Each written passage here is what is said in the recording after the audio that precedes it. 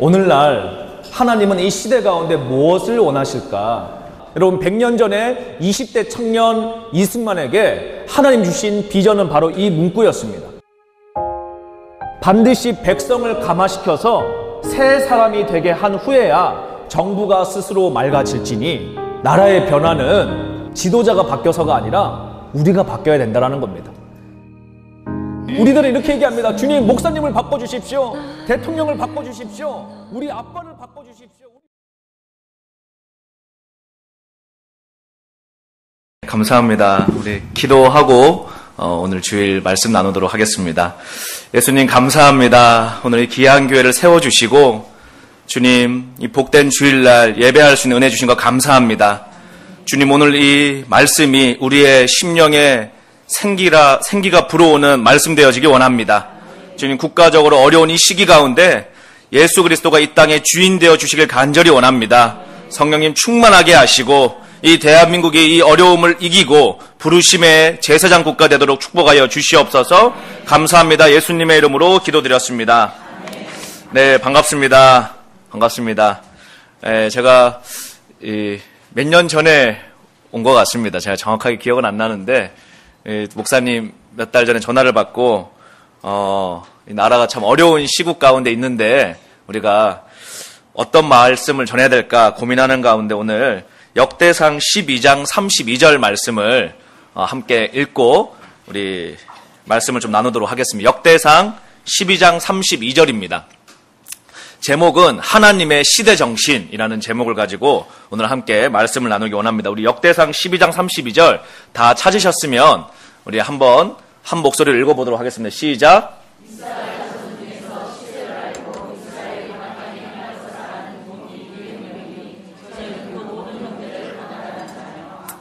아멘. 예, 이사갈 지파, 이스라엘의 여러 지파들 가운데 이 이사갈 지파라고 하는 이 지파는 시세를 알 뿐만 아니라 이스라엘이 행해야 할 것이 무엇인지를 아는 리더들이 있었다라는 것입니다. 오늘 이 대한민국에도 여러분 마찬가지입니다. 국가가 참 혼돈스럽죠. 또 많이 이렇게 나눠져 있습니다. 아마 어떤 분들 하는 얘기를 들어보니까 요 근래에 대한민국 건국 70주년 만에 동창회 모임이 제일 많이 깨진 시즌이 아닌가 할 정도로 이렇게 생각도 다르고 또 교회 안에서도 생각이 다르고 성도들 안에서도 이 생각이 달라서 참 어려운 시기를 우리가 보내고 있습니다. 그런 어려운 시기 가운데 누가 옳으냐 누가 틀렸냐 이게 아니라 정말 하나님이 이 민족 가운데 원하시는 바가 무엇일까를 그 하나님이 이 시대 가운데 왜 이런 일들을 허용하시고 계실까? 여러분, 하나님이 역사의 주관자이신 거 믿으시죠? 그러면 하나님께서 왜 이 땅을 이런 혼돈과 어려운 가운데 두시면서 이 시대에 하나님의 뜻을 이룰 자의 그 마음이 무엇일까를 오늘 좀 살펴보기를 원합니다. 저도 나라 위해서 기도도 늘 하고 또 저에게 주신 일들을 성실하게 잘 해나가면서도 때로는 고민스러울 때가 많습니다. 정말 이 나라가 어떤 방향으로 갈까? 또 참 괴로울 때가 많아요. 그런데 이 주님께서 주시는 마음이 이 근래에도 참 어떻게 이럴 수가 있을까 할 정도로 좀 속이 상하기도 하고 또 밤에 잠이 안 와서 기도의 실에서 혼자 이런저런 마음들을 주님 앞에 아뢰기도 하고 그런데 주신 근래에 마음이 하나 있어서 오늘 그 마음을 여러분과 나누기를 원합니다. 몇 년 동안은 정치적으로 우리나라의 지금 현실을 보면은 막 좌우의 치열한 싸움처럼 보입니다. 그래서 막 다들 어리둥절을 하는 것 같아요. 요 근래까지는 이 우파 진영에 있는 사람들이 다 교도소로 가다가 갑자기 요 근래에는 좌파 진영에 있는 분들이 교도소로 가려 하는 위협이 있다 보니까 이게 도대체 나라가 어떻게 되는 건가 이런 갈등들이 막 있습니다. 그런데 여러분 사실은 엄밀하게 이 대한민국의 지금 현실을 보면은 이 좌우의 대립이 아니고 대한민국 땅을 향한 하나님의 부르심이 이루어질 것이냐 그렇지 않으면 여기서 꺾일 것이냐의 싸움이라고 저는 생각을 하고 있습니다. 왜 그런가 하면 여러분, 이 대한민국은 하나님이 기름 부으셔서 이 마지막 때 사용하길 원하시는 수많은 국가 가운데 국가마다 다 존재의 이유가 있죠. 여러분, 우리들이 그냥 이유 없이 태어난 존재가 없습니다. 다 하나님이 우리들을 창조하실 때 창조의 목적이 있습니다. 오늘 이 마이크를 이 엔지니어가 디자인했을 때 마이크의 쓰임의 목적이 있죠. 그와 마찬가지로 여러분, 한 국가도 한 교회도 각각의 하나님의 디자인된 그 부르심이 있습니다. 그런데 그 부르심을 상실하면 어떻게 됩니까? 주님이 사랑하시기 때문에 부르심을 회복하라고 견인해 주십니다. 우리를 인도해 주신단 말이죠. 여러분 한번 보십시오. 제가 이스라엘을 갔는데 작년에 올해도 갔고 매년 이렇게 1월마다 이스라엘을 갑니다. 근데 우리를 가이드해 주시는 목사님이 저보다 나이가 1살 많으신 분인데 자녀가 5명인 거예요. 그래서 야, 어떻게 이렇게 자녀가 많으신가? 그리고 이제 어떻게 이렇게 젊은 나이에 이스라엘에까지 오셔가지고 선교사가 되셨습니까? 라고 여쭤봤더니 이 가이드 첫째 날에 주님한테 수술을 당했다 이런 얘기를 하시는 거예요. 그래서 아니 주님이 무슨 수술을 하셨습니까? 이제 궁금한데 이제 계속 열흘간 같이 있으면서 이제 친해져가지고 좀 물어봤습니다. 주님이 어떻게 하셨길래 여기까지 오셨습니까? 그랬더니 본인이 4대째 목회자 집안의 아들이래요. 감리교단에. 그러니까 할아버지부터 한국 거의 초기 감리교 목회자 집안인데 본인 아버지까지 이제 4대째고 본인이 이제 목회자가 됐으니까 5대째 목회자. 그리고 한국의 여러분 기독교 120년 가운데 거의 뭐 초창기 멤버의 기독교 집안이죠. 그런데 너무 자기는 어렸을 때부터 목회자의 집안에 PK 자녀로 사는 게 너무 싫어가지고 이 목사님은 절대로 되고 싶지 않다 이런 마음을 가지고 체대를 갔대요. 예, 체대를. 그래서 몸을 열심히 이제 키우면서 20대에 뭐 몸도 좋고 그러니까 뭐 젊을 때 어디 가겠습니까? 예, 방탕한 삶을 막 사는 거죠. 그래서 이제 술집도 다니고 뭐 클럽도 다니고 막 이렇게 20대 초반에 방탕하게 살고 있는데 이 교통사고가 나가지고 이 술을 먹고 음주운전해서 돌아오는 집에 오는 길에 그 차가 이 교통사고 나와서 정신을 차리고 보니까 앞에 이 엔진룸이 이렇게 쫙 날아가고 뒷좌석이 날아가서 이 칼로 자르듯이 앞자리만 딱 자기 있는 운전석만 남겨져 있는 겁니다. 몇십 센치만 더 들어왔어도 여러분 그냥 그 자리에서 죽을 수밖에 없는 환경 가운데 그 무 자르듯이 차가 운전석만 딱 남겨져 있는 거예요. 그래서 이제 이 죽지 않고 살아서 나와가지고 본인이 그냥 혹시 하나님이 나를 징계하시는 게 아닌가 그런 이 느낌이 있는데 그래도 뭐 명확한 사인이 없으니까 며칠 입원실에서 입원해 있다가 또 이렇게 방탕한 삶을 계속 살았답니다.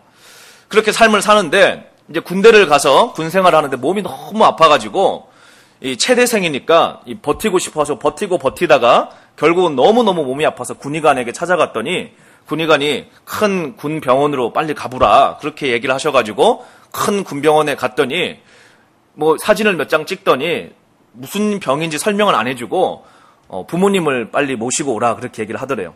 그래서 뭔가 안 좋은 병인가 보다 하고 부모님을 오시라고 그랬더니 부모님이 이제 군의관을 만나고 막 눈물을 흘리시면서 나오시더래요. 그리고 나서 의사가 너 빨리 집에 가라 하고 제대 명령장을 주더래요. 의과세 제대 명령증을. 그래서 이제 뭐 제대하니까 얼마나 신납니까? 군생활 다 복무 안 하고 신나게 집에 왔는데 부모님이 계속 우시는 거예요.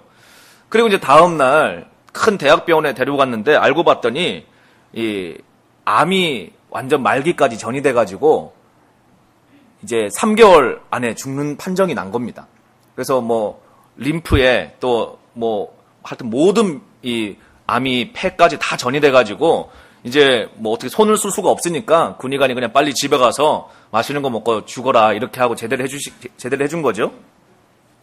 그리고 이제 군대 병원에 민간 병원에 입원을 했는데 이제 이 암을 뭐 진단하려고 수술 전에 뭘 해야 되는데 척추를 구멍을 내 가지고 거기에 이제 무슨 검사를 해야 되는 검사가 있었답니다. 그래서 이제 이 큰 대학병원에 서울에 입원을 해서 이 척추에 구멍을 내고 이 주사 바늘을 꽂아서 이 액을 빼내는데, 여러분 대학병원에서 얼마나 그런 일들이 허다하게 있겠습니까? 검사가. 그런데 이제 뼈에 구멍을 내는데 이 마취를 해도 뼈에는 마취가 안 되니까 이 통증이 오는 거죠. 척추에 구멍을 낸다고 생각해 보십시오. 드릴 가지고. 그래서 이제 그 침대에 이 난간을 꽉 잡고 몸을 부들부들 떨면서 이 척추에 구멍을 내는데 너무 고통스럽더래요. 정말 너무너무 말로 표현할 수 없을 만큼 고통스러운데, 이제 주사를 집어넣는데 의사들이 빨리 주사를 안 빼고 막 이렇게 낑낑거리면서 회의를 하기 시작을 하는 겁니다. 그래서 너무 이제 괴롭고 고통스러운데 왜 의사들이 일어나? 그러더니 의사들이 우르르 들어와가지고 뭐라고 얘기하더니 또 우르르 나가더래요. 그래서 이거 어떻게 된 거냐 그랬더니 이제 부모님한테 가서 이야기를 하는 겁니다. 이게 주사 바늘을 꽂고 빼내는데 바늘이 싹 빠져야 되는데 뭔 일인지 잘 이유를 모르지만 바늘이 안 빠져가지고 이 척추 안에서 바늘이 부러져 버린 거예요. 그래서 이제 의사가 이제 부모님한테 하시는 얘기가, 어차피 이 아드님 상태가 말기 암이니까 얼마 남지 않은 것 같은데 이 척추 바늘이 부러졌다. 이제 두 가지 선택 사항이 있는데, 이 척추를 골반을 이제 톱으로 쪼개가지고 바늘을 빼내고 하반신을 완전 기부스 상태를 해서 이 다시 뼈가 붙도록, 뭐 뼈를 꼬맬 수 없으니까요. 그 상태로 하는 길이 있고, 그런데 의사들이 판단하기에는 뼈가 붙기 전에 아마 죽을 것 같으니까 몸이 너무 안 좋아서 그냥 불편하지만 뼈 속에 바늘을 꽂아놓고 살아도 신경은 없으니까 이 일상생활 하는데 큰 어려움은 없다. 어떻게 하겠냐 그랬더니 부모님이 그냥 바늘 꽂고 살겠다. 그리고 났더니 의사가 그러면은 어쨌든 검사를 한 번 더 해야 되니까 미안한데 구멍을 한 번 더 내야 된다. 그래서 이제 또 다시 구멍을 내는 겁니다. 너무 이 두 번째 구멍을 내는데 너무 고통스러워가지고 이제 이 혼수 상태로 빠져버린 거예요. 이 바늘이 드릴이 들어오는데, 그때 이분이 하나님을 만난 거예요. 이 청년이요. 그리고 주님이 너 내 종이다 그러셨대요. 그래서 눈을 뜨자마자 주님 앞에, 주님 제가 목회자가 되겠습니다. 그리고 이제 회복실로 딱 나오는데 성령님께서, 아들아 내가 너를 치유하니까 염려하지 마라. 그리고 이제 병원에 입원을 한 거죠. 그리고 이제 항암 치료를 하는데, 또 간호사가 이 주사를 잘못 놔가지고 혈액에다 놔야 되는데, 대학병원 간호사가 혈관에다 놓지 않고 그냥 살에다가 바늘을 꽂은 거예요. 그래서 이제 항암 치료를 들어가는데, 뭐 항암 치료를 아무도 안 해봤으니까 다 처음 하는 거잖아요. 그리고 이제 한 30분 지나가는데 몸이 점점점 불기 시작을 하는 겁니다. 풍선처럼. 그래서 항암 치료가 원래 이런가 하고 이제 참고 있는데 너무 이상해가지고 이게 무슨 미쉐린처럼 이렇게 몸이 점점점 뿌니까, 그래서 부모님이 간호사를 불렀더니 들어와서 너무 충격을 받고 이 바늘을 축 빼니까 또 몸이 이렇게 슉 하고 다시 빠지더래요. 그래서 이제 하여튼 그런 고통을 겪고 결론적으로는 치유가 됐어요. 치유가 돼가지고 이제 목회자가 된 거죠. 그런데 이제 이 이스라엘에 있다가 한국에 들어올 때마다 여러분 공항을 지나가야 되잖아요. 그럼 공항에 여러분 엑스레이 검색대가 있지 않습니까? 그러면 이제 우리 공항 가보시면 아시겠지만 시계도 풀고 벨트도 풀고 금속 물질 다 빼십시오라고 이렇게 하잖아요. 이분도 이제 다 금속 물질을 빼고 엑스레이를 지나가면 삐삐삐 울리는 겁니다. 그러면 이제 뭐 안 빼신 거 있어요? 그리고 이제 이 검색원이 엉덩이에다가 이제 금속 탐지기를 갖다 대면 막 요란하게 사이렌이 울리니까, 아니 도대체 엉덩이에 뭐가 있냐고. 그럴 때마다 이제 이분이 이야기를 해야 되는 거죠. 사실은 제가 하나님께 순종을 안 해가지고 병원에서 의료사고로 바늘이 엉덩이에 꽂혀 있습니다. 그러면 이제 이 전신 검색 엑스레이 통에 들어가가지고 쭉 찍어보면은 정말 엉덩이에 길쭉한 뭔가 하나 꽂혀 있으니까, 그걸 자기 이야기할 때마다 자기를 부르신 하나님을 기억을 하게 된다. 이런 얘기를 하는 겁니다. 제가 그걸 들으면서, 그럼 그렇지. 여러분, 우리 하나님이 한 인생을 부르시고 사용하시려고 그러는데 말 안 들으면 어떻게 합니까? 엉덩이에 바늘 꽂고도 여러분 부르시는 겁니다. 얼마나 우리가 여러분 순종하지 않으면. 또 여러분 심지어 어떤 분들은 뭐 하나님 죽이시잖아요, 여러분. 죽이셨다가 여러분 다시 살리셔가지고 쓰시기도 하지 않습니까? 그런데 여러분 한 개인도 하나님이 부르심을 쓰려고 그러면은 그렇게 여러분 붙잡고 끌고 가시는데, 여러분, 대한민국을 향한 하나님의 부르심이 있을까요, 없을까요? 당연히 있죠. 그런데 여러분, 이 한국 교회가 부르심을 점점 잃어버리기 시작을 하는 겁니다. 2000년대 들어와가지고. 그러니 여러분, 지금 하나님 뭐 하시는 걸까요? 뭐 하는 거라고 생각하십니까? 수술실로 데려가고 있다라고 저는 생각을 합니다. 수술실 데려간다 그러니까 이제 교회들이 여러분 막 깨어나기 시작을 하는 겁니다. 엉덩이에 뚫리는 소리가 들리니까 죽을 것 같거든요. 나라가 망할 것 같고 경제가 망하고 있죠. 여러분, OECD 국가 가운데 지금 대한민국 제일 빠른 속도로 망하고 있잖아요. 뭐 외교, 안보, 뭐 국방, 뭐 할 거 없이 온통 그냥 무너지죠. 여러분, 내년도 상반기쯤 되면은 대한민국 경제가 어떻겠습니까? 뭐 말할 수가 없잖아요, 여러분. 지금 이 정권 하에서 여러분 경제에 대해서 고민하는 사람이 누가 있겠어요? 그냥 어떻게든 내년에 선거에서만 이기려고 다들 서로 삿바 싸움만 하고 있는데, 그 사이 여러분 한국을 중심으로 하고 있는 외교 안보 질서로 완전히 움직이고 있고 너무너무 지금 국가적으로 위기의 상황 가운데 있는데, 우리가 잘 주목하셔야 될 게 있습니다. 여러분, 정말 하나님이 이 땅의 주관자라고 믿으세요? 그러면 여러분, 우리의 싸움은 혈과 육의 싸움이 아니라 그랬죠? 여러분, 우리가 의지해야 될 것은 정말 하나님이십니다. 그러면 왜 이 일을 하나님이 허락하셨을까에 대해서 하나님 마음에 있는 마음의 소원이 무엇이길래 이 땅을 이토록 진동하게 하실까를 우리가 아는 자가 나와야 될 줄로 믿습니다. 여러분, 나라가 회복되는 길은 다른 게 아닙니다. 우리가 하나님의 뜻 가운데 회개하고 부르심의 자리로 다시 돌아가는 것이죠.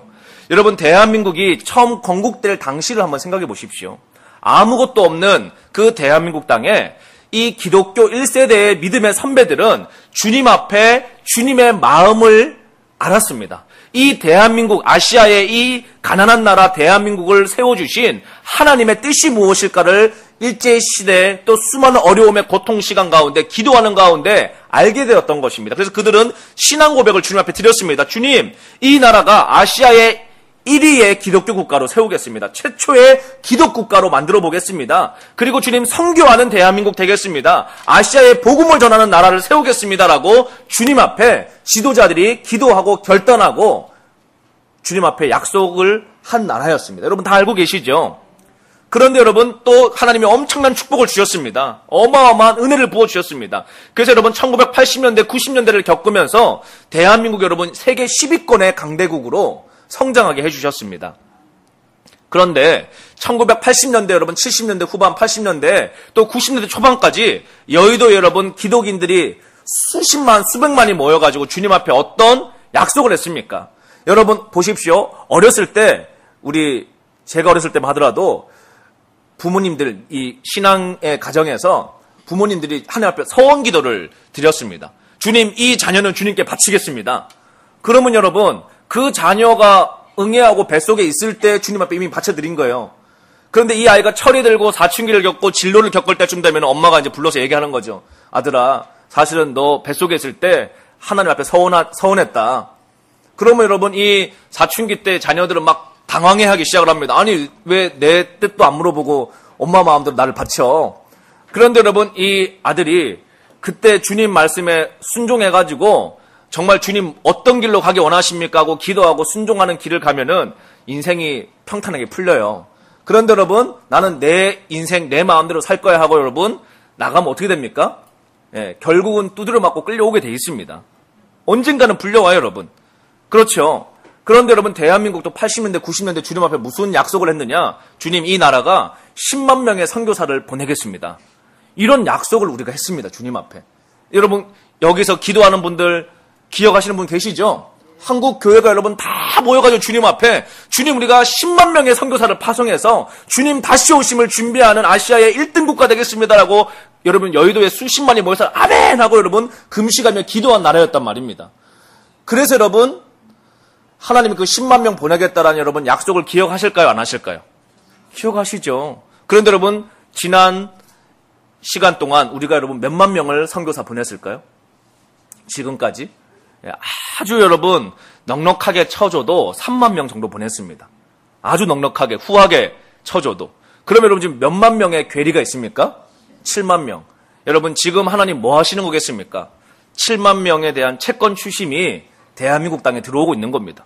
그런데 여러분 오늘 이 시대의 젊은이들 가운데 교회 가운데 성교에 대해서 그냥 뭐 말은 붙여놨는데 정말 하나님의 이 시대 정신에 대해서 여러분 관심을 갖고 있는 청년들과 여러분 기도하는 사람들이 별로 없어요. 성교 누군가는 하겠지. 이건 나하고는 상관없어. 나 지금 시집가고 장가가고 먹고 살고 지금 이 땅에서 뭐 카톡도 해야 되고 인스타도 해야 되고 할 것도 많은데 뭐 선교사는 선교사님이 하시겠지. 그런데 여러분 80년대 90년대 대한민국의 20대의 기독 청년들의 가장 큰 핫 이슈는 선교였습니다. 선교 대한민국. 선교 한국. 그런데 여러분 오늘 이 시대 정말 주님 오실 날이 막 다가오고 있는데 제가 인도네시아, 동남아시아, 말레이시아, 태국, 방글라데시아 뭐 이런 데 여러분 집회 가보면 정말 엄청나게 여러분 추수할 하나님의 백성들이 막 쏟아져 들어오고 있는데 정말 일꾼이 없는 거예요. 일꾼이. 그러니 여러분 이 아시아 여러분 기독교인들 가운데 선교할 수 있는 민족 몇 나라나 되겠습니까? 여러분 대한민국이 별거 아닌 것 같아도 220개의 세계 모든 나라 가운데 기독교 국가 인구수 대비 제일 많은 나라가 여러분 대한민국입니다. 여러분 새벽마다 기도하는 나라가 여러분 220개 기독교 국가 가운데 몇 개 있을 것 같으세요? 여러분 새벽마다 기도하는 새벽 기도가 있는 나라 대한민국밖에 없습니다. 무슨 얘기하십니까? 미국 가도 새벽 기도 있던데요? 있긴 있죠. 미국에 있는 한인들이 새벽 기도를 합니다. 예? 동남아시아에도 있죠. 동남아시아에 있는 한인 교회에서 새벽 기도하는 거지. 그러니까 한국인들이 새벽을 깨운단 말입니다. 수요 예배 여러분 어느 교회가 있습니까? 한국인들이 합니다. 금요철에 어디가 있습니까? 한국인들이 하는 겁니다. 여러분 주일 예배 이렇게 여러분 뜨겁게 드리는 나라가 아직 여러분 대한민국이 뭐 요새 하도 언론들이 교회를 씹어가지고 교회가 다 썩은 것 같지만 교회가 여러분 회복돼야죠. 그러나 여러분 영적인 잠재력을 가진 나라 대한민국입니다. 그래서 여러분 하나님이 이 나라를 쓰셔야 되는데 교회들이 다 졸고 있는 거예요. 관심이 없습니다. 하나님의 뜻에. 그냥 어떻게든 여러분 좀 성도가 모이는 교회는 빨리 재건축해가지고 금리가 싸니까 그냥 여러분 제가 이렇게 집회 다녀보니까 한 500명, 1000명 모으면 보통 교회 빚이 40억, 60억 있어요. 신도시 같은데. 왜? 다 재건축해가지고 금리가 싸니까 그냥 월세 주느니 건물 지어가지고 사는 게 싸다고 치는 거죠. 그러니 여러분 60억, 100억씩 여러분 빚 떠안고 있는데 리더십에 여러분 마음이 얼마나 여러분 부담이 되겠습니까? 빨리 빚 갚는 게 여러분 그냥 제일 소원이지 선교할 여유가 없습니다. 또 여러분 건물이 있는 교회들은 이제 여러분 별로 이제 등 따시고 배부르니까 그냥 맨날 뭐 가을 소풍만 다니지 정말 여러분 뜨겁게 기도할 이유가 없어요. 그냥 뭐 어떻게든 퇴직금 받아가지고 노후나 잘 보낼 생각만 하지. 다 이러고 있으니까 또 젊은이들이 여러분 엄마가 교회 다니니까 끌려 나와서는 있는데 빨리 예배 시간 빨리 끝나지 않나 이것만 생각하지 그냥 여러분 교회에 대해서 마음이 없단 말이야. 하나님의 마음이. 그러니 여러분 일주일 내내 교회 안에서 성경 얘기하는데 한국교회가 지금 어떻게 마취되어져 있느냐? 종교의 영에 마취가 되어져 있는 거예요. 맨날 월요일부터 금요일까지 수요 예배, 철야 예배, 새벽 예배, 주일 예배 맨날 교회 얘기만 하는데 교회에서 먹고 마시고 사는데도 교회 안에서 종교의 영에 마취가 되어져 있단 말입니다. 그러니 여러분 하나님이 뭘 하고 계시는 겁니까? 마취를 깨어나라는 겁니다. 정말 주님이 원하시는 게 뭐냐? 주님의 시대 정신이 뭐냐? 이걸 아는 자가 나와야 되는데 가만두니까 안 나오니까 주님이 나라를 흔드시는 거예요. 뭘 위해서? 교회 깨어나라고. 교회 깨어나라고. 요즘에 보십시오 여러분 이제 막 교회들이 나라가 망할 것 같으니까 막 기도하기 시작을 하잖아요. 평생 여러분 주공 아파트에 살면서 재건축 될까 말까 해가지고 이제 좀 자리 잡으려 그러는데 아니 여러분 이 나라가 공사나 된다 그러니 이제 40년 동안 기다렸던 재건축이 물 건너가는 겁니다. 그러니 여러분 어떻게 됩니까 이거 기도해야지. 뭐 그런 마음이 됐건 어떤 마음이 됐건 이제 나라 망할 것 같으니까 막 기도하러 나오시는 거죠.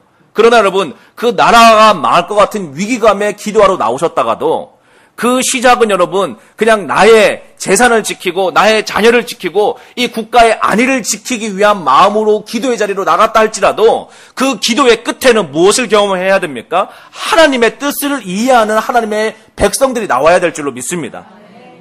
그 하나님의 뜻이 무엇일까요? 이 민족을 향한 하나님의 부르심을 기억하는 자가 나와야 되는 것입니다. 이 땅을 향한 하나님의 부르심을 기억하는 자가 나와야 될 줄로 믿습니다.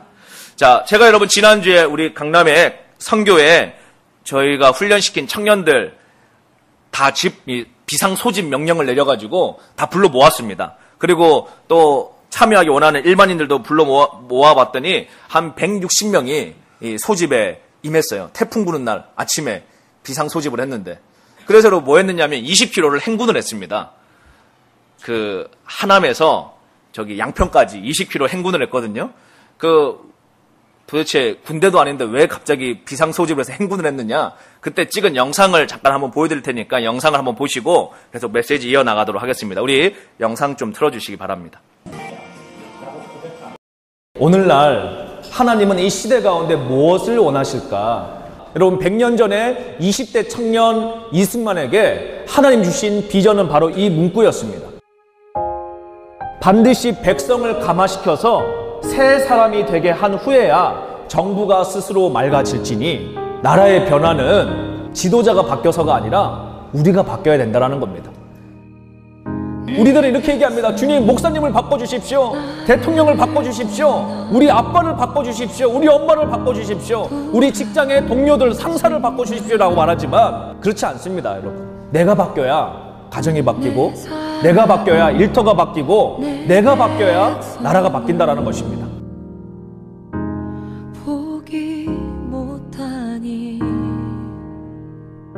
그런데 여러분, 사람이 바뀝니까? 안 바뀝니까? 쉽게 안 바뀌죠. 사람이 변할 수 있는 유일한 길이 있는데 그것은 내 마음에 예수님을 모시는 것입니다.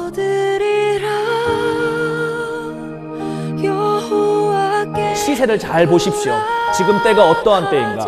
하나님이 이 땅을 진동하고 계십니다. 경제를 흔들고 계시고, 안보를 흔들고 계시고, 정치를 흔들고 계시고, 교회를 흔들고 계십니다. 무엇 때문에 진동하고 계십니까? 영원히 진동치 않을 하나님의 나라를 품을 자들을 주님께서 콜링하기 위해서 온 땅을 흔들고 계시는 것입니다. 그래서 많은 사람들이 두려워하고 있습니다. 이렇게 나라가 흔들리니 우리 망하는 거 아닌가? 죽는 거 아닌가? 도망쳐야 되는 거 아닌가? 그러나 여러분, 구약 성경 단 한 번 부흥이라고 하는 단어가 등장하는 말씀을 잘 기억해 보십시오. 그 저자도 너무너무 두려웠습니다. 이 땅이 망한다라는 그 소문에, 예루살렘 땅이 심판받는다라는 그 소문에 무릎이 떨릴 만큼, 창자가 쏟아져 나올 만큼 두렵다라고 표현했습니다. 그러나 여러분, 그 두려움을 넘어 그는 무엇을 봤습니까? 하나님의 뜻을 보기 시작을 했습니다. 아, 하나님이 원하시는 바는 심판 넘어 하나님의 뜻이 이루어지는 곳에 있구나. 오늘 대한민국의 하나님 뜻이 무엇입니까? 오늘 이 땅을 징계하시고 새롭게 하신 이후에 그 일 가운데 하늘의 꿈을 꾸는 자가 나와야 될 줄로 믿습니다.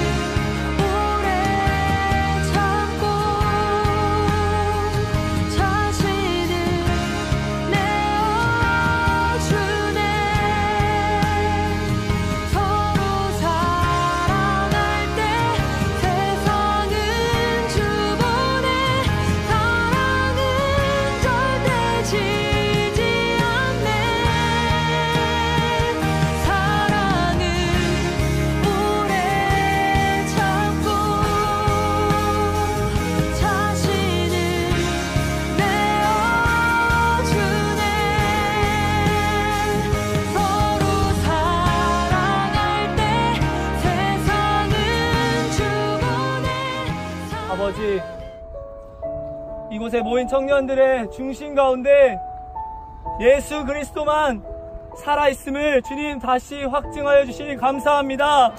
아버지, 나만 보며 살아왔던 모든 나의 옛 자아와 옛 습관 내버려놓고 말씀 중심, 예수 중심으로 살기를 소원합니다.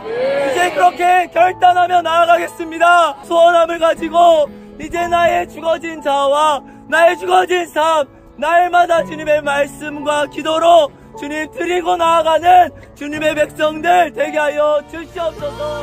통일을 넘어 이제 땅끝 선교를 꿈꾸는 다시 독립정신을 꿈꾸며 이제 내가 살 길은 예수가 내 삶의 주인입니다 라고 고백하며 걸어갈 수 있는 저와 여러분들이 나오길 원합니다. 다시! 그 사랑 영원하네.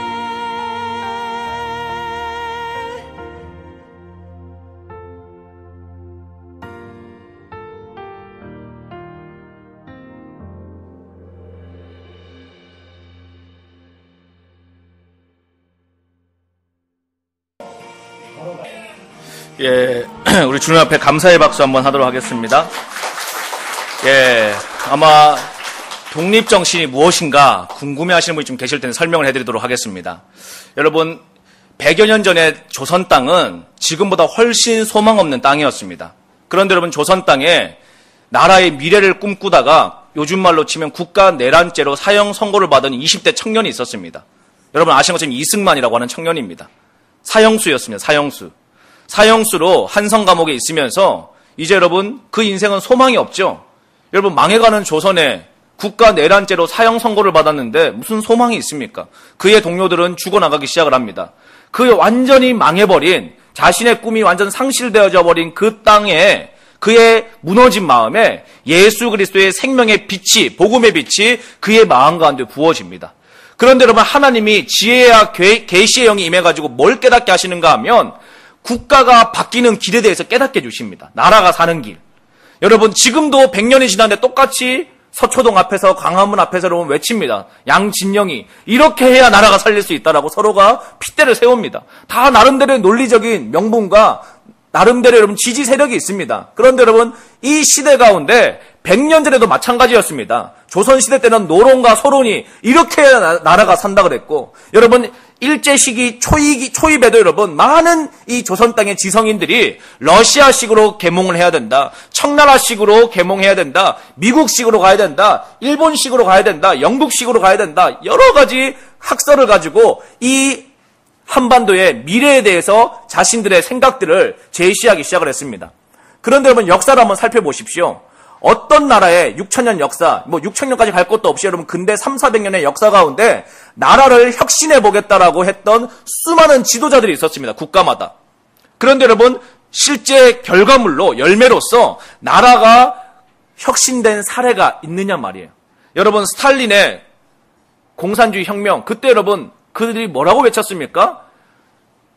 농민이 주인이 되는 나라 되게 해주겠다. 모두가 잘 살게 되는 나라 해주겠다. 모두가 평등한 나라 되게 해주겠다. 여러분 그리고 그 국민들이 화합해서 러시아의 여러분 짜르 황조를 그냥 무너뜨리고 여러분 공산주의 혁명이 이루어졌습니다. 그 결과 여러분 정말 그들이 꿈꾸는 백성들이 꿈꾸는 나라가 됐습니까? 아니죠. 인류 역사상 가장 지독한 독재 살인 국가가 됐습니다. 여러분 러시아에 여러분 그 스탈린의 공산주의 혁명이 일어나고 나서 자국민 몇 명이 숙청됐는지 아세요, 여러분? 자국민 몇 명이 약 9,700만에서 1억 500만 정도가 여러분 사형당했습니다.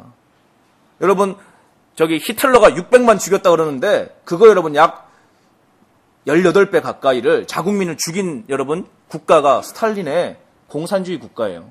왜? 아무리 여러분 교육을 해도 인간이 안 바뀌는 겁니다. 그래서 스탈린이 처음에는 좋은 말로 하다가 야, 안 되겠다. 이미 이번 세대들은 정신이 다 병들어가지고 안 되니까 다 죽여버려라. 다 죽이고 다음 세대를 새롭게 한번 키워보자. 그래서 여러분 국가 의무교육을 공산주의 교육으로 5세부터 시작하다가 4세, 3세 이제 젖먹이부터 여러분 교육을 하려고 합니다. 여러분 지금 북한은 의무교육을 얼마부터 합니까?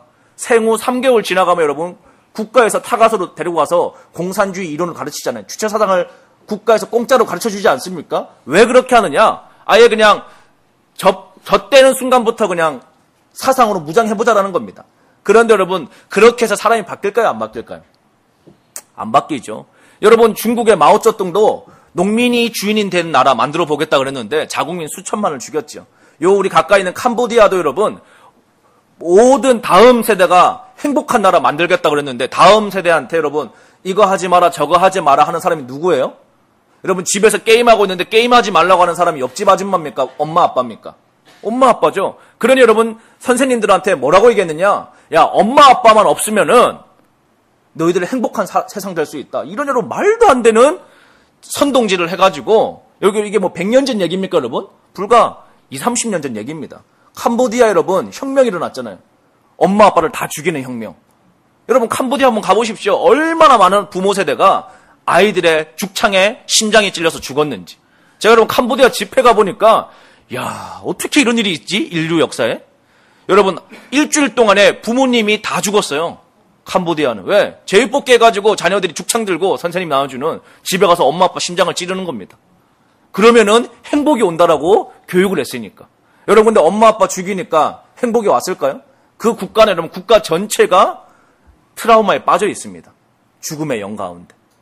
그런데 여러분 인류 역사 가운데 어떠한 경우도 나라를 바꿔본 사례가 없어요. 그런데 이승만은 뭐라고 그랬느냐? 아무리 좋은 제도가 들어와도 사람이 바뀌지 않으면 절대 나라는 바뀔 수 없다. 왜냐하면 아무리 좋은 제도, 아무리 좋은 시스템, 아무리 좋은 지도자가 등장한다고 한들 국민들의 마음이 바뀌지 않으면 그 좋은 지도자를 알아볼 눈도 없을 뿐더러 그 좋은 지도자가 당선될 수도 없을 뿐더러 여러분 겉만 해칠한 무덤 같은 사람이 지도자가 돼서 아무리 좋은 제도 있으면 뭐합니까? 제도를 빠져나가서 자신의 야망을 이루는데 이걸 여러분 이 감옥소에 있는 사형수 청년이 깨달은 겁니다. 그리고 그가 책을 쓰는데 뭐라고 그러느냐? 국가가 살 길은 내가 바뀌어야 되는데 내가 바뀌는 유일한 길은 내 중심에 예수의 물줄기로 바뀌는 것이다. 다시 말하면 예수가 내 삶의 주인 되는 것이다. 이것만이 나라가 사는 길이다. 왜? 내가 바뀌어야 그 바뀐 백성이 많아져야 국가라고 하는 전체의 우물이 깨끗해진다는 것입니다. 이 책을 여러분 청년이 교도소에서 씁니다. 그게 독립정신이라고 하는 책이었습니다. 이 책이 여러분 한성 감옥에 깜빵 동기들 40여 명에게 읽혀집니다. 그리고 그들이 꿈꿉니다. 아 그렇구나. 국가를 변화시키기 위해서 황제를 바꿔야 됩니다. 왕을 바꿔야 됩니다라고 외쳤던 그 젊은 지성인들이 아 예수 그리스도 가운데 내가 바뀌어야지 나라가 바뀌는구나. 이것을 깨닫고 그들이 회개하며 자신의 삶의 주인을 예수 그리스도로 바꾸기 시작을 합니다. 그 이후에 여러분 조선에 어떤 역사가 일어났습니까? 여러분 아시는 것처럼 여러분 독립운동에 대다수의 인물들이 그 한성감옥 출신의 기독교인들이었습니다. 대한민국 건국의 주도 세력이 그 교도소 출신의 여러분 기독 청년들이었습니다. 이와 마찬가지로 지금 이 나라에도 필요한 것이 무엇일까?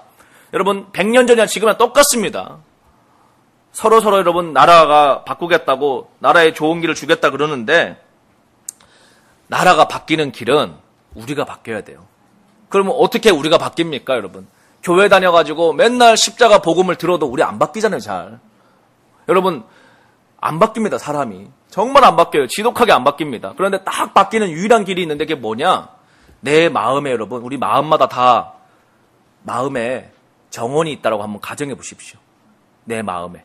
그런데 이 마음에 내가 혼자 돌아다니는 인간이 있고 거기에 예수님을 초청해서 예수님이 내 마음의 정원에 왕으로 계시는 사람이 있습니다.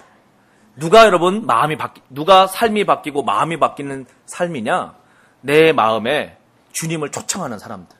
그리고 주님이 내 마음에 함께 거하시면서 그 주님이 불편하지 않도록 마음의 관리를 해주고 그 내 안에 내주하시는 주님과 이야기를 나누고 소통하고 그 일 가운데 순종하는 삶을 살아가기로 결단하는 세대들이 나와야지만이 내 꿈이 아닌 내 능력이 아닌 하늘의 비전을 완성할 하나님의 용사들이 나오기 시작한다는 것입니다.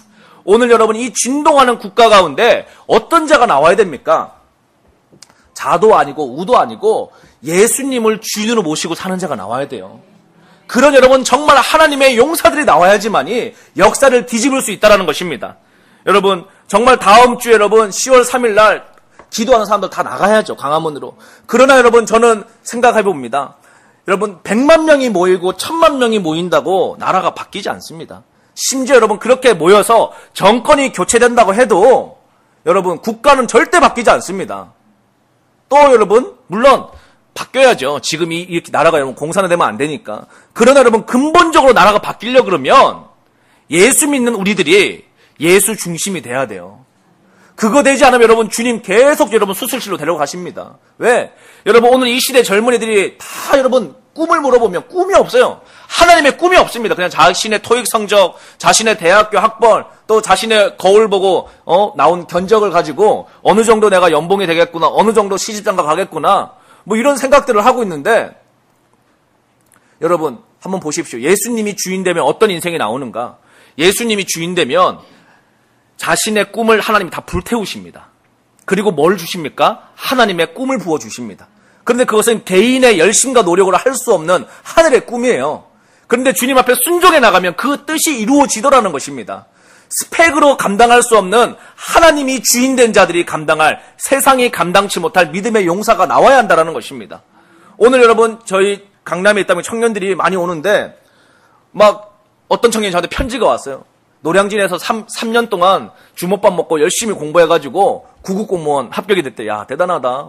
300개를 뚫고 됐으니 얼마나 대단한 일입니까? 그런데 여러분 세종청사에서 연수받고 어디 발령을 받았는데 6개월 근무하는데 너무 괴롭대요. 뭐가 괴롭냐? 그렇게 원하던 공무원 300대로 뚫고 들어갔는데 동사무소에서 아침만 눈 뜨면 여러분 풀칠하는데 정년 때까지 여러분 생활이 보장이 된 겁니다. 이 인생은.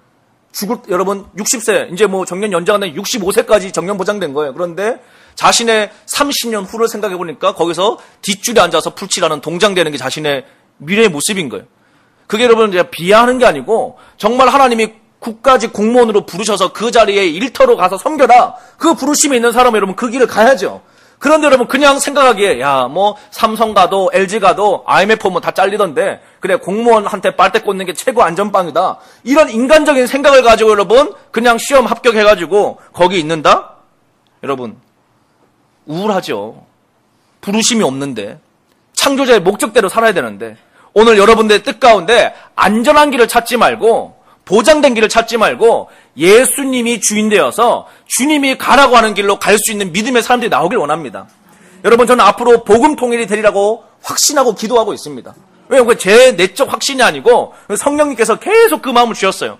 나라가 주님 이렇게 어지러운데 무슨 통일이 되겠습니까? 여러분 역사의 주관자 하나님이십니다. 오늘 밤이라도 여러분 우리만 준비되면 김정은이 여러분 심장 멈추는 거 주님이 그냥 호흡 끊으면 데려가는 거예요. 그런데 여러분 보십시오. 통일되었을 때 북녘 땅 문 열리면 얼마나 엄청난 기회가 옵니까? 얼마나 어마어마한 선교의 시대가 열립니까? 북한 3,200개 마을 고속도로 닦고 학교 세우고 교회 세우고 병원 세우고 여러분 어마어마한 시대가 열립니다. 그런데 하나님이 그 길을 왜 열어주시겠습니까? 마지막 시대에 아시아 선교 마무리 지으라는 것입니다. 영국의 교회가 한 시대를 마무리 지었다 그러면 미국의 기독교가 한 시대를 마무리 지었다 그러면 이제 이 마지막 시대 주님 오실 날이 임박해오는 이 종말의 시대에 야성 있는 한국교회가 여러분 마음만 먹으면 축구 4강도 들어가는 민족 아닙니까? 그 연합된 힘을 가지고 세계 선교 매듭 지으라는 것입니다. 그런데 여러분 거기에 관심이 없으니까 다 그냥 여러분 자기 성도 지키기만 바빠요. 교회들마다. 왜? 전체 기독교가 여러분 감소하고 있으니까 그냥 대출금 받기만 바쁘고 세습하기만 바쁘고 그냥 여러분 이것만 자기 안에 주도되어 있으니까 하나님 이걸 깨트리는 겁니다. 망쳐가지고 정신 차려라 정신 차려. 여러분 지난 10년 동안 오바마 정권 하에서 미국은 깨어나고 있습니다. 교회가. 제가 미주 지역 여러분 들어보면은 미국 교회는 막 미국의 크리스찬 교회들 뭐 뿐만이 아니라 미국에 있는 오리지널 백인 교회들이 깨어나고 있어요. 그 깨어남이 무엇입니까? 과거 미국 교회는 여러분 관심이 없었어요. 이 시대가 돌아가는 거예요. 오바마가 당선돼가지고 게이들이 목사가 되건 레즈비언이 목사 안수를 받건 헌법재판소장 우리로 치면 대법관에 여러분 자유주의자가 입각이 내각이 되건 아무 미국 교회는 관심이 없었습니다. 그런데 여러분 시간이 좀 지나 보니까 이제 국가가 완전히 바뀌어가지고 동성애에 대해서 잘못됐다 그러면 여러분 교회가 세무조사를 받고 뭐 조금만 잘못됐다 그러면 여러분 구속되고 이런 일들을 미국 교회가 지난 8년 동안 경험을 하면서 교회 안에 기도하는 자들이 깨어나기 시작을 한 겁니다. 그래서 여러분 지금 미국의 부통령을 하고 있는 펜스 같은 분은 여러분 아예 국정연설에서 이런 얘기를 합니다. 여러분 미국이 강해지려고 그러면 어떻게 되느냐? 여러분 개개인의 크리스찬적인 신앙이 강화되는 게 미국 부르심이 회복되는 것입니다. 우리나라 뉴스에 이런 거 보도되지도 않죠 여러분. 그러나 여러분 얼마나 강해진 미국 안에 있는 여러분 이 기독교인들이 영적으로 각성되고 있는지 모릅니다. 그러한 때에 한국교회를 향해서 주님이 지금 깨어나라고 요구하고 있는 것입니다. 야 너희들 그냥 먹고 살면서 이 동네에 이 사당 지역에 아파트 하나 얻는 게 우리의 꿈이면 여러분 얼마나 비참한 인생입니까? 이제 이 내 안에 있는 이 틀을 깨부시고 예수 그리스도가 주인된 세상이 감당할 수 없는 믿음의 세대들이 나와야 될 줄을 믿습니다. 자 그러면 여러분 다 우리가 주님 주인 되고 싶죠? 그럼 어떻게 해야지 불이 붙느냐? 여러분 다 불 떨어지기 원하시죠? 정말 원하십니까? 별로 이렇게 원하시지 않는 목소리 같은데 여러분 정말 마음에 불이 떨어지기 원하세요? 그러면 제가 어떻게 하면 불이 떨어지는가를 설명해 드리도록 하겠습니다. 제가 여러분 이번에 지난주에 두물머리라고 하는 곳에 갔습니다. 양평에. 두물머리가 어떤 곳이냐? 대한민국은 한반도에 2개의 물줄기가 있습니다. 물이 굉장히 중요한데 하나는 금강산에서 발원되어지는 북한 영역의 강줄기를 이루는 금강산의 스프링이 있어요. 또 하나는 강원도 태백의 삼수령이라고 하는 곳에 우리나라의 3대 물줄기가 시작되는 물의 발원지입니다. 물줄기가 있습니다. 이게 여러분 2개가 만나가지고 한반도 전역 물을 다 돌다가 어디로 모이느냐? 양평의 두물머리에 모이는 겁니다. 이 물줄기가 모여가지고 한강의 하류로 흘러가는 거예요. 그래서 거기가 통일, 이미 물로는 통일되어져 있는 지점이에요. 북녘 땅과 대한민국 땅을 돌고 물줄기가 모이는 곳이니까. 그러나 여러분 굉장히 영적으로 중요한 포인트죠.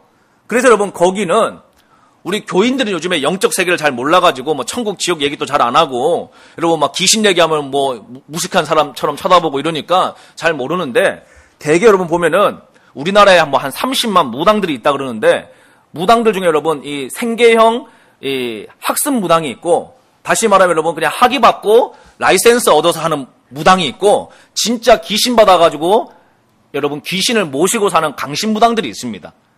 우리 여러분 목회자들도 보면은 정말 여러분 기도 안 하고 그냥 여러분 월급쟁이 목사가 있는가 하면은 정말 기도하고 예수님 모시고 살아가는 진짜 목사가 있잖아요. 그거 똑같은 거예요, 무당들도.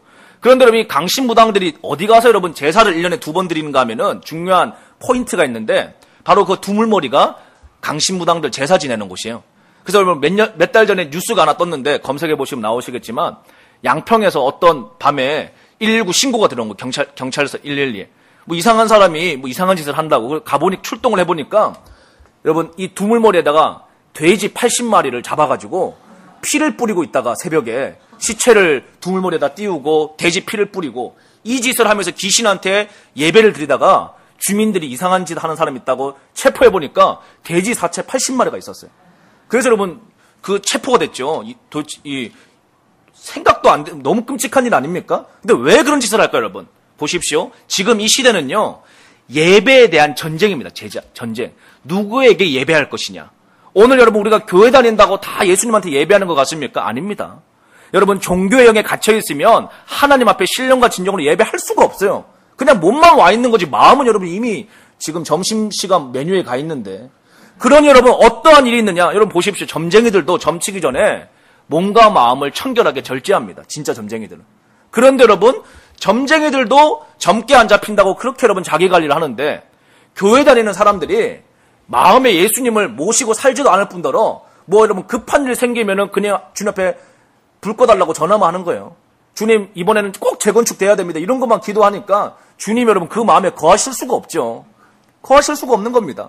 어떤 자가 일어나야지 역사를 뒤집을 수 있느냐? 결국 여러분 불이 떨어져야 돼요. 마귀 입장에서도 지들의 그 거짓된 예배를 통해서 마귀의 권세를 강화시키려고 그러고 하나님의 백성들도 정말 재단에 불이 떨어져야 되는데 이것은 여러분 쪽수가 많이 모인다고 불 떨어지는 게 아닙니다. 뭐가 높아야 되느냐? 밀도가 높아야 돼요. 어떤 밀도가 높아야 됩니까? 핵분열이 일어나려고 그러면 여러분 밀도가 높아야 됩니다. 다시 말하면 자기가 부인될 때 핵폭발이 일어나는 거예요. 원자력도. 그 마찬가지로 여러분 예수 그리스도의 영적 핵폭발이 일어나려고 그러면 대각성이 일어나려고 그러면 뭐가 있어야 되느냐? 내 안에 영적 자아가 주님 앞에 불태워져야 됩니다. 그럼 무엇이냐 여러분 제단 위에 올라갈 때 여러분 무당도 돼지 끌고 올라가는데 우리도 여러분 뭘 갖다 바쳐야 될 거 아닙니까? 여러분은 여러분 인생 가운데 마음에 주님의 불이 떨어지게 하기 위해서 뭘 바치셨어요? 뭘 바치겠습니까? 나라가 주님 망하려고 그럽니다. 우리가 다 모여가지고 뭐 스님이고 뭐고 다 모여가지고 일단 애국하게 원하는 사람 다 모이자. 여러분 인본주의자들은 그럴 수 있어요. 그러나 여러분 잘 생각하셔야 됩니다. 정말 여러분 1000만 명이 모인다고 나라가 바뀔까? 절대 안 바뀝니다. 뭐가 바뀌어야 돼요? 정말 예수님 믿는 사람 소수가 모여도 마음의 재단에 불이 떨어져야 역사가 바뀌는 겁니다. 여러분 독일의 헤로누트라고 하는 곳에 청년 20명이 수백 년 전에 모였습니다. 다른 거 없었습니다. 그들은 나라 바꾸는 것도 아니고 오직 예수님만으로 충만해지길 원해서 국가를 이동하며 예배를 드리다가 결국은 어떤 한 성주가 여기서 예배하라고 땅을 내줘가지고 거기서 기도를 재단을 쌓기 시작합니다. 다시 말하면 예배를 드리기 시작을 하는데 얼마 안 지나서 불이 떨어져요. 기도의 불이. 얼마나 그 기도의 불이 강렬했던지 이 20여 명의 젊은 부부 10쌍, 12쌍이 순번을 정해가지고 우리 기도의 불을 꺼트리지 말자. 왜 여러분? 하나님 편재하시죠. 신학적으로. 그러나 여러분 하나님은 임재하십니다. 어디에 임재하십니까? 주님 앞에 부르짖으며 삶을 드리는 그의 심령 가운데 임재하십니다. 여러분 그것을 다른 표현으로 기름 부음이 있다고 표현합니다. 그런데 여러분 누가 기름 부음을 받는 자입니까? 주님 기름 부음을 주십시오라고 여러분 기도한다고 기름 부음 오는 게 아니고 나의 삶에 생명을 바치며 제단에 불을 떨어진 자 위에 하나님이 역사하시는 것입니다. 수백 년 전에 그 젊은이들이 기도하기 시작을 했고 불이 떨어졌습니다. 10년 동안 여러분 기도의 불이 꺼지지 않고 이 기도의 운동이 그 조그만한 헤론트라고 하는 마을에서 불이 지펴집니다. 그 여러분 시대에 당시 프랑스나 독일이나 이 당시에 개신교 신학의 사조는 어떤 게 강했느냐, 예정론이 너무 강해가지고 성교 안 해도 주님이 구원하신다, 이게 아주 편만하게 그 유럽의 전역을 덮고 있을 때입니다. 다시 말하면 세계 선교할 필요 없다, 주님이 예정하시면 다 구원하시기 때문에 우리가 극단적으로 선교할 필요 없다라고 신학적으로 잘못된 생각들을 갖고 있던 그때에 그 기도하는 청년들에게 주님이 말씀하십니다. 너희들 복음 전하러 가라. 복음 전하러 가라. 그러니 여러분 이들이 어디로 갑니까? 어떤 젊은 부부에게 주님 말씀하십니다. 너희들 노예들에게 복음 전해라.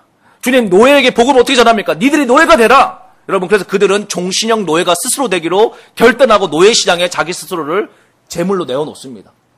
말이 돼요 여러분? 우리 상식적으로 오늘 이 기준으로 볼 때 젊은 부부가 스스로 노예되기로 결단하고 노예시장에 가서 내가 노예다라고 팔려나가는 것. 왜? 노예들에게 복음 전하기 위해서. 여러분 그런데 그 인생을 들였을 때 어떤 역사가 일어납니까? 영적 대각성이 일어나기 시작을 합니다. 여러분 감리교회 존 웨슬리가 그냥 나왔습니까? 그도 여러분 젊은 마음에 복음을 전하고 싶은 열정은 있었는데 여전히 내 안에 주인이 자신이었습니다. 그런데 여러분 풍랑을 만납니다. 배가 전복되려고 하는데 자기는 두려워서 죽을 것 같은데 어떤 한 구석탱이에 있는 젊은이들은 얼굴에 전혀 두려움 없이 예배와 찬양으로 주님을 찬양하고 있는 거, 배가 뒤집어지려고 그러는데 나중에 풍랑이 잠잠해지고 이 존 웨슬리가 청년회 때 그들에게 찾아갑니다. 당신들은 도대체 어떤 예수님을 만났길래 죽음의 위기에서도 두려워하지 않습니까? 그들이 바로 헤르노트에 나온 모라비안 교도들의 시조들이었습니다. 여러분 얼마나 놀라운 역사가 있었느냐. 아무도 선교하지 않는 그때 그 기도했던 20여 명의 심장에 불이 떨어지니까 유럽 선교 90%를 그들이 다 감당해냅니다. 당시 100여 년 동안. 여러분 이게 기도의 역사인 것입니다. 우리에게 지금 쪽수가 필요한 게 아니고 혼합주의가 필요한 게 아니고 정말 예수를 마음에 모실 소수가 필요로 하다라는 것입니다. 오늘 이 방 안에 여러분 누가 마음의 문을 열고 예수님을 초청하시겠습니까? 여러분 그냥 마음 열고 주님 들어오십시오. 절대 그걸로 안 됩니다. 뭐를 여러분 제단 위에 제물로 올려놔야 돼요? 돈입니까? 아닙니다. 여러분의 삶이에요. 여러분의 인생을 주님 앞에 바치셔야 돼요. 교회 여러분 40년 다닌다고 예수님의 사람 되나요?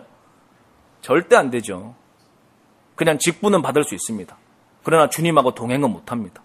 말씀을 많이 할 수는 있습니다. 여러분 바리새인도 말씀 많이 알았습니다. 사두개인도 말씀 많이 알았습니다. 심지어 여러분 토라를 다 외웠습니다. 그러나 주님 뭐라고 하셨어요? 회칠한 무덤들이라고 했어요. 왜? 그들은 마음에 예수님을 모시지 않았습니다. 하나님을 왕으로 모시지 않았습니다. 그냥 종교인으로 살아가는 거예요. 오늘 우리에게 정말 필요한 게 무엇입니까? 나의 삶을 주님 앞에 바치는 것입니다. 나의 죽지 않는 자아. 여러분 그걸 좀 더 쉽게 말씀드리면 내 안에 있는 야망, 내 안에 있는 성적인 갈망, 내 안에 있는 육신의 정욕, 이생의 자랑, 안목의 정욕들. 요즘에 다 뭐 하고 있어요 여러분? 제가 보니까 마귀가 요새 게임을 하고 있는 거예요. 어떤 게임을 하느냐? 인스타그램이라고 하는 어플을 하나 뿌려놓고 레벨업 하게 해서 레벨업 젊은 애들. 여러분 그냥 애들 보면 다 젊은 애들 뭐 하는 겁니까? 어디 가서 맛있는 음식 먹으면 사진 찍어서 올리죠. 그러면 이제 위에 보이진 않지만 레벨 3 붙는 겁니다. 그러면 어떤 친구가 더 좋은 호텔에 가가지고 비싼 식당 사진을 딱 찍어요. 그러면 레벨 7이니까 레벨 3은 이제 지는 겁니다. 그러면 또 얘가 여러분 열심히 비장의 무기를 갈고 닦고 여러분 미쉐린 몇 개짜리 가가지고 딱 사진을 찍습니다. 그러면 또 호텔 식당은 죽어요. 이걸 여러분 젊은이들이 행복할 거라고 착각하고 어디 가서 더 높은데, 더 고급스러운데, 더 비싼데, 더 사치스러운데 이거를 열심히 추종합니다. 팔로우 모아가면서. 또 어떤 애는 옷을 가지고 그 레벨을 찍어요. 어떤 애는 백을 가지고 그걸 찍어요. 어떤 애는 외모를 가지고 찍어요. 몸매를 가지고 찍어요. 여러분 육신의 정욕, 이생의 자랑, 안목의 정욕 제일 꼭대기 올라가면 뭐가 있을까요? 행복하겠습니까? 행복할까요 여러분? 그 끝에 절망이 있습니다. 그 끝에 허무감이 있습니다. 그 끝에 완전한 영적 침체가 있습니다. 그래서 여러분 거기에 끝에 올라간 사람은 뭐 하느냐? 자살하는 거예요. 너무 인생이 고독해서. 그런데 여러분 주님은 뭐라고 하십니까? 예수님을 마음에 모시고 여러분 우리의 사람의 기본적 동기는 죄성이 있기 때문에 그 길을 쫓아가고 싶죠. 넓은 길을. 그 야망의 길을 쫓아가고 싶죠. 그 이생의 자랑, 안목의 정욕, 육신의 정욕의 길을 쫓아가고 싶죠. 그러나 예수님이 주인 되면 주님이 말씀하시는 겁니다. 나의 사랑하는 자녀들아, 이 길로 와라. 인내하는 길, 절제하는 길, 용서하는 길. 주님, 저는 할 수 없습니다. 어떻게 용서할 수 있습니까? 그래, 너는 할 수 없지. 그래서 순종해라. 예수님의 이름으로. 그 순종할 때 그게 여러분 제단에 제물로 올라가는 겁니다. 주님, 내가 오늘 이것을 할 수 있지만 주님이 용서하라고 하시니, 내가 복수할 수 있지만 주님이 용서하라고 하시니 나의 이 복수를 주님 앞에 올려드립니다. 그때 여러분 하늘의 불이 떨어져요. 주님, 내가 이것을 충분히 누릴 수 있지만 주님이 절제하라고 하시니 이 믿음의 분량을 주님 나의 삶에 오늘 제물로 올려드립니다. 거기 위에 불이 떨어지는 것입니다. 그것이 여러분 하나하나 임하기 시작을 할 때 진짜 리얼 크리스찬이 나오기 시작을 하는 겁니다. 그들이 일어나면 대한민국 여러분 살아납니다.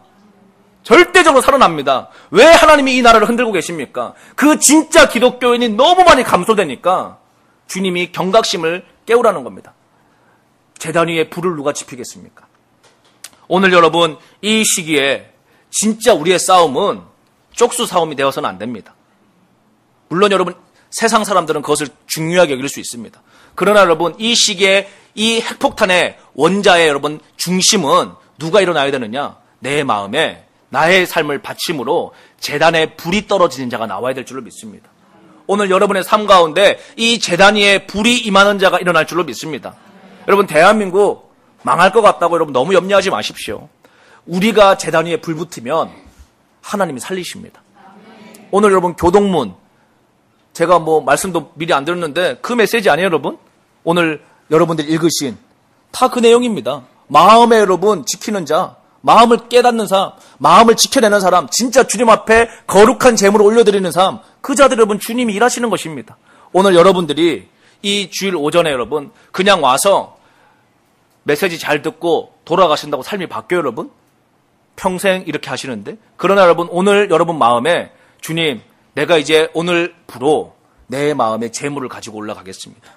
나의 삶 용서하지 못하는 것, 내 안에 절제하지 못하는 것, 내 안에 열등감, 내 안에 낮아진 자존감, 내 안에 어떠한 마음들 그거 가지고 주님 앞에 올라갑니다. 주님 여기를 불태워 주십시오. 그걸 여러분 주님 앞에 진실하게 가지고 갈 때 여러분 예수가 여러분 삶의 주인 되셔서 영적인 대각성이 일어나는 놀라운 다음 시즌에 하나님의 사람들이 될 줄로 믿습니다. 그래서 우리 한번 기도하기를 원합니다. 오늘 여러분 정말 국가적으로 어려운 이 시기 여러분 참 희한한 시기예요. 제가 보니까 10월 3일이 개천절이거든요. 그 개천절이라고 하는 건 여러분 하늘 문이 열리는 날입니다. 그 개천절이죠. 그런데 여러분 10월 9일 그 다음 주간까지가 뭐냐? 이스라엘 유대력으로 보면 여러분 대속죄일입니다. 대속죄일. 이제 이스라엘 달력으로 보면 이제 새해가 시작되는 거예요. 그 기간에 여러분 대한민국에 지금 엄청난 정치적인 갈등과 영적 대충돌이 지금 일어나는 겁니다. 이 시기 가운데 여러분 핵이 빵 하고 터져야 되는데 어떤 영적 폭발이 일어나야 되느냐? 기독교인들 가운데 내 마음에 죽지 않았던 자아를 주님 앞에 바치는 이 영적 예배가 회복되어질 때 정말 제단에 그리스도의 불이 떨어질 때 여러분 하나님이 이 시대에 전쟁에 개입하셔서 대한민국을 부르심의 자리로 변화시켜 주실 줄로 믿습니다. 그래서 여러분 오늘 이 교회가 정말 나라와 민족을 위해 기도하는 교회로 제가 알고 있는데 여러분 나라와 민족을 위해 기도할 때 무엇보다 우리가 해야 될 것은 주님 내 안에 분노, 내 안에 있는 여러분 열받는 마음들, 내 안에 여러분 속상한 마음들, 주님 내 안에 있는 이 원통한 마음들 주님 앞에 다 올려드립니다. 주님 이걸 불태워 주시고 이제 이 민족을 향한 아버지의 꿈을 부어 주시옵소서. 주님 우리의 삶을 드립니다. 그러한 하나님의 불이 떨어지게 하여 주시옵소서. 오늘 우리 그렇게 한번 주여 부르짖고 통성으로 기도하도록 하겠습니다. 아버지 하나님 감사합니다. 아버지 하나님이 귀한 예수님 제자들 교회 가운데 아버지 우리의 삶을 올려드립니다. 아버지 귀한 주일날 아버지 우리의 인생을 주님 앞에 올려드립니다. 예수 그리스도가 왕이 되어 주시길 원합니다. 아버지 하나님, 죽지 않는 우리의 자아들을 주님 앞에 올려드립니다. 내 안에 있는 이 절제되지 같은 욕망들, 아버지 중독된 습관들, 세상을 사랑했던 마음들, 육신의 정욕들, 이생의 사랑들, 안목의 영역을 주님 앞에 바칩니다. 주님, 불태워 주시옵소서. 그리고 주님, 신령과 진정으로 드려지는 산 예배가 회복되어지게 하여 주시옵소서. 아버지, 이 기도의 제단 가운데 불이 임하게 하여 주시옵소서. 이 심령 가운데 불이 임하게 하여 주시옵소서.